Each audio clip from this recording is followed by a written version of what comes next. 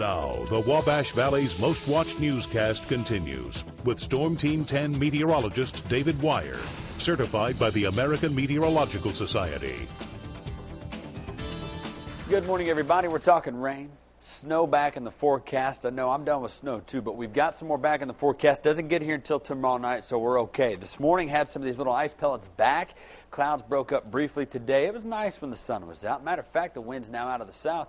Right now is the warmest part of our day. That typically happens a couple of hours ago, but we'll take it right now. Notice this, there are some areas of rain showers out to the west, and not only rain, but there's some isolated thunder and lightning within this little guy back out to the west, and that's not out of the question either tonight. We'll clear this up a little further. Let's run through the futurecast, and notice as we stop things here in the middle of the night, while most of us are sleeping, what we're going to find is that rain's around, general rain showers, but an isolated thunderstorm not out of the question. So if you hear a rumble of thunder tonight while you're sleeping, you kind of do one of these where you look around, you're going to be okay. This doesn't look like it's going to be a severe weather event by any means. And, of course, Storm Team 10 will keep an eye on this for you and track it for you as it moves through. Temperatures mid-30s to lower 40s depending on your location. A little cooler to the north, warmer to the south. Staying an all-rain event tonight. Tomorrow morning, back to work. Kids back at school. Scattered rain showers still around. And, again, that rumble of thunder not out of the question. Down here to the south, you see these yellows and reds. What this means is just pockets of heavier rain.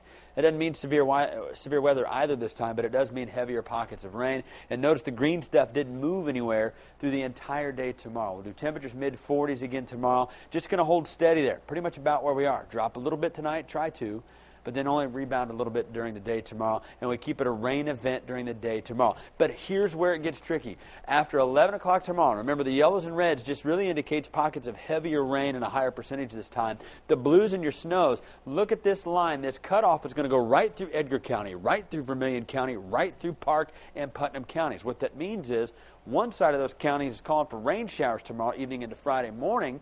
Other areas calling for snow showers out of this event. Now, what looks to happen with this, heaviest snows are going to fall between midnight and 7 a.m. Friday. And what that's going to do for us for snowfall totals by Friday a.m., it's going to put 2 to 3 inches here along the Interstate 74 corridor.